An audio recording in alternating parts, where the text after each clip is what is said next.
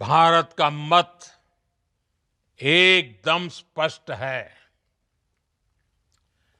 Terror और talk एक साथ नहीं हो सकते। टेरर और ट्रेड एक साथ नहीं चल सकते और पानी और खून भी एक साथ नहीं बह सकता। പ്രധാനമന്ത്രി നരേന്ദ്രമോദിയുടെ കഴിഞ്ഞ ദിവസത്തെ ആ രാജ്യത്തെ അഭിസംബോധന ചെയ്തുകൊണ്ടുള്ള പ്രസംഗത്തിൽ നിന്ന് തന്നെ അദ്ദേഹത്തിൻ്റെ വാക്കുകളുടെ ആ ഗാംഭീര്യം കൊണ്ട് തന്നെ പ്രത്യേകിച്ച് പാകിസ്ഥാനും മറ്റ് ലോകരാഷ്ട്രങ്ങൾക്കുമൊക്കെ മനസ്സിലായിട്ടുണ്ട് ഇന്ത്യയോട് ഇനി കളിച്ചാൽ കാര്യങ്ങൾ കൈവിട്ടു പോകുമെന്ന്. അത്തരത്തിലുള്ള മാസ് ഡയലോഗുകളാണ് ഒരു മുന്നറിയിപ്പിൻ്റെ തീവ്രമായ രൂക്ഷമായ ഭാഷയിൽ പ്രധാനമന്ത്രി നരേന്ദ്രമോദി ഇവിടെ പറഞ്ഞത്. നടന്നത് റഷ്യയും ഉക്രൈനും തമ്മിൽ നടക്കുന്നത് പോലെ ഒരു പൂർണ്ണമായ യുദ്ധമല്ലായിരുന്നു. എങ്കിലും ദിവസങ്ങൾ രണ്ട് രാജ്യങ്ങളുടെ അതിർത്തികൾ സംഘർഷഭരിതമായി. കാരണം ഏറ്റുമുട്ടിയത് രണ്ട് ആണവ ശക്തികളായിരുന്നു. അതുകൊണ്ടാണ് ലോകരാജ്യങ്ങളിലെ ഒരു വിഭാഗത്തിൻ്റെ നെഞ്ചിടിപ്പ് ആക്കം കൂട്ടിയത്. മറ്റൊരു വിഭാഗം പരമാവധി എരുതിയിൽ എണ്ണയൊഴിക്കാൻ ശ്രമിക്കുകയായിരുന്നു. നടന്നില്ല. ഇന്ത്യൻ കരവ്യോമ വിഭാഗങ്ങൾ പാകിസ്ഥാന് മേൽ മേൽക്കോയ്മ നേടിയപ്പോൾ അടികിട്ടിയത് പാക് സൈന്യത്തിന് മാത്രമല്ല, പാകിസ്ഥാന് രണ്ട് സുഹൃത്തുക്കളുണ്ടായിരുന്നു പെട്ടെന്ന് പൊട്ടിമുളച്ചതുപോലെ, തുർക്കിയും ചൈനയും. ഇന്ത്യയുമായി പാകിസ്ഥാൻ യുദ്ധത്തിന് കോപ്പുകൂട്ടുന്നു എന്നറിഞ്ഞപ്പോൾ കൈയയച്ച് സ്നേഹം കാട്ടിയ രണ്ട് ദുഷ്ടശത്രു രാജ്യങ്ങൾ. പാകിസ്ഥാൻ എന്ന തീവ്രവാദ ഫാക്ടറിയെ കൈയച്ച് സഹായിക്കുന്ന ഈ രണ്ട് രാജ്യങ്ങൾക്കും ഇനി കുറേ കാലത്തേക്ക് മിണ്ടാട്ടമുണ്ടാകില്ല. ഇന്ത്യൻ കരവ്യോമ വിഭാഗങ്ങൾ പാകിസ്ഥാന് മേൽ മേൽക്കോയ്മ നേടിയപ്പോൾ കനത്ത അടികിട്ടിയത് പാക് സൈന്യത്തിന് മാത്രമല്ല, ഈ തുർക്കിക്കും ചൈനയ്ക്കും കൂടിയാണ്. ഇനി കുറച്ചു കാലത്തേക്ക് ഈ രണ്ട് രാജ്യങ്ങളുടെ നേതാക്കന്മാർക്കും ഉറക്കവും ഉണ്ടാകില്ല. പാകിസ്ഥാൻ ഒരു ആണവ ശക്തി മാത്രമാണ്. ഈ ആണവ ആയുധങ്ങൾ പാകിസ്ഥാന് എങ്ങനെയോ കിട്ടിയതാണ്. അത് പാക് ആണവ പിതാവെന്നറിയപ്പെടുന്ന AQ ഖാൻ മോഷ്ടിച്ചതാകാം. ചില ചരിത്രങ്ങൾ പറയുന്നത് പോലെ ചൈന കൊടുത്തതായാലും US കൈമാറിയതായാലും അത് കുരങ്ങൻ്റെ കയ്യിലെ പൂമാല പോലെ തന്നെയാണ് അന്നും ഇന്നും. തങ്ങൾക്ക് ആണവായുധമുണ്ട് എന്ന ഭീഷണിയാണ് കഴിഞ്ഞ കുറേ കാലങ്ങളായി പാകിസ്ഥാൻ ഇന്ത്യക്ക് മേൽ ഇറക്കിക്കൊണ്ടിരുന്നത്. ഇപ്പോൾ ഇന്ത്യയുമായി സംഘർഷമുണ്ടായപ്പോൾ എന്തുകൊണ്ട് ഇതേ ആണവ കഥ പാകിസ്ഥാൻ വീണ്ടും എടുത്തിട്ടില്ല? തുടക്കത്തിൽ ചില ഛോട്ടാ നേതാക്കൾ, ബിലാവൽ ഭൂട്ടോ അടക്കമുള്ള പാക് നേതാക്കൾ പറഞ്ഞതല്ലാതെ സൈന്യമോ പാക് ഭരണാധികാരികളോ ആണവ യുദ്ധത്തിൻ്റെ വാക്കുപോലും ഉച്ചരിക്കാൻ തയ്യാറായിരുന്നില്ല. കാരണം അമേരിക്കയടക്കം പൊടുന്നതിന് തങ്ങൾക്കെതിരെ നിലപാടെടുക്കുമെന്ന് അവർക്ക് വ്യക്തമായി അറിയാമായിരുന്നു. അതുകൊണ്ട് തന്നെയാണ് ചൈനയുടെയും തുർക്കിയുടെയും പിന്തുണ കൈയച്ച് തങ്ങൾക്ക് തുടരണമെന്ന നിർബന്ധ ബുദ്ധി പാകിസ്ഥാൻ ഉണ്ടായതും. അതവരുടെ ആവശ്യമായിരുന്നു. അതുകൊണ്ടാണ് തുർക്കിയിൽ നിന്നും രണ്ട് ചരക്ക് വിമാനങ്ങൾ സംഘർഷമുണ്ടായതിൻ്റെ പിറ്റേ ദിവസം ഇസ്ലാമാബാദിൽ ലാൻഡ് ചെയ്തത്. ഇന്ധനം നിറയ്ക്കാനാണത്രേ വന്നത്. പക്ഷേ സത്യമെന്തായിരുന്നു? താലിബാൻ അത് വ്യക്തമായി പറഞ്ഞു. ഇന്ത്യ ദിവസങ്ങൾക്കിടെ വെടിവെച്ചിട്ടത് 800-ലധികം ഡ്രോണുകളാണ് അതിർത്തി കടന്നു വന്നതും അതിർത്തിക്ക് അപ്പുറത്തും വെച്ച്. ഈ വിമാനങ്ങളിൽ തുർക്കി അയച്ചു കൊടുത്ത രണ്ട് വിമാനങ്ങളിൽ നിറയെ വന്നത് ഡ്രോണുകളാണ്. കാരണം എന്താണ്? ഇന്ത്യ വെടിവെച്ചിട്ട ഈ 800 ഡ്രോണുകളിലും മിക്കതും മെയ്ഡ് ഇൻ തുർക്കിയാണ്. കാരണം തുർക്കി ഡ്രോണുകൾ ഉണ്ടാക്കാൻ അതിവിദഗ്ധരാണ് ആ രാജ്യം. അതുകൊണ്ട് എന്തായി? രണ്ട് വിമാനങ്ങൾ നിറയെ ഡ്രോണുകൾ അവർ പാകിസ്ഥാൻ അയച്ചു കൊടുത്തു. ചൈനയാകട്ടെ രണ്ട് കപ്പലുകൾ നിറയെ ആയുധങ്ങൾ, മിസൈലുകളടക്കം പാകിസ്ഥാൻ എത്തിച്ചു കൊടുത്തു. വെറുതെ അല്ല, പണം വാങ്ങിയിട്ടാണ്.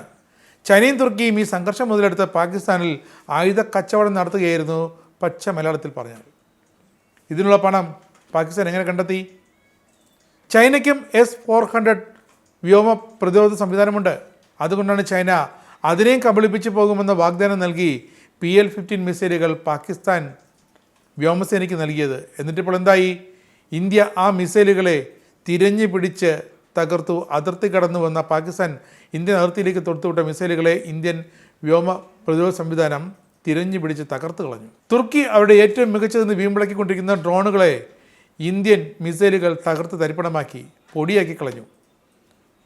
ഓർക്കണം, ഇന്ത്യ പാകിസ്ഥാനിലെ ഭീകര ഫാക്ടറികൾ തകർക്കാനാണ് ബ്രഹ്മോസ് എടുത്ത് പ്രയോഗിച്ചത്. ബ്രഹ്മോസിൻ്റെ ആദ്യത്തെ ആയുധ യുദ്ധ പ്രവേശം. പക്ഷേ ഇന്ത്യയുടെ അഗ്നി, പൃഥ്വി, ആകാശ്, നാഗ് അങ്ങനെ വിവിധ ടാങ്ക് ഗൈഡഡ് മിസൈലുകളടക്കം ഭൂഖണ്ഡാന്തര മിസൈലടക്കം സൂപ്പർസോണിക് മിസൈലുകളടക്കം ഒന്നും ഇന്ത്യ എടുത്ത് പ്രയോഗിച്ചില്ല. വെറും ബ്രഹ്മോസ് മാത്രം. എന്തുകൊണ്ടാണ്?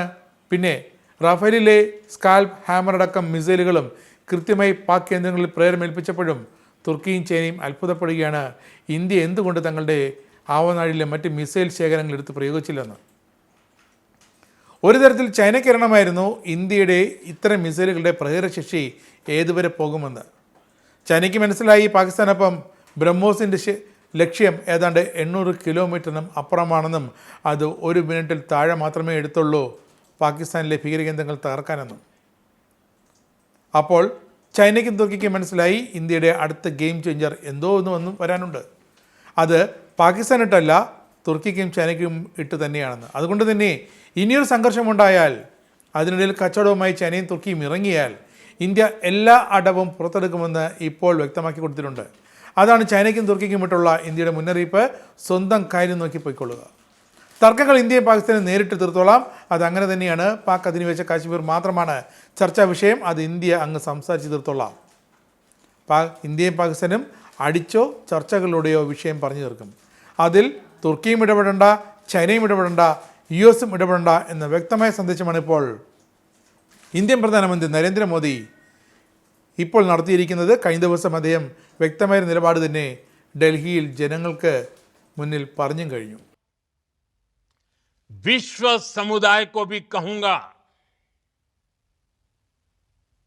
हमारी घोषित नीति रही है, अगर पाकिस्तान से बात होगी तो टेररिज्म पर ही होगी. अगर पाकिस्तान से बात होगी तो पाक ऑक्युपाइड कश्मीर POK उस पर ही होगी. प्रिय देशवासियों, आज बुद्ध पूर्णिमा है. भगवान बुद्ध ने हमें शांति का रास्ता दिखाया है. शांति का मार्ग भी शक्ति से होकर जाता है. मानवता शांति और समृद्धि की तरफ बढ़े, हर भारतीय शांति से जी सके,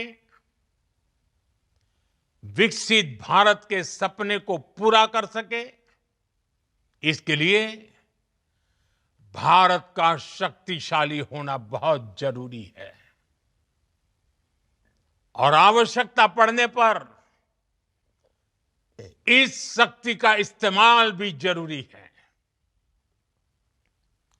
और पिछले कुछ दिनों में भारत ने ആനന്ദ മീഡിയയുടെ പ്രേക്ഷകരിൽ ഒരാളാകണ്ടേ? യൂറോപ്പിലും US-ലും ആഫ്രിക്കയിലും അടക്കം പ്രവാസികൾ ഉള്ളയിടങ്ങളിലൊക്കെ ജനപ്രിയ ചാനലുമായി ആനന്ദ് മീഡിയ ഒപ്പമുണ്ട്. ഏഷ്യാനെറ്റ് ഫ്ലവേഴ്സ് അടക്കം നിങ്ങളുടെ വിരൽത്തുമ്പിലെത്തും. ആദ്യം റോക്കു ബോക്സ് സ്വന്തമാക്കുക. അതിൽ നിന്നും ആനന്ദ് മീഡിയ ആപ്ലിക്കേഷൻ ഡൗൺലോഡ് ചെയ്യുക, ഇൻസ്റ്റാൾ ചെയ്യുക. എന്നിട്ട് 02085866511 എന്ന നമ്പറിൽ ഞങ്ങളുടെ കസ്റ്റമർ കെയറിൽ ബന്ധപ്പെടുക.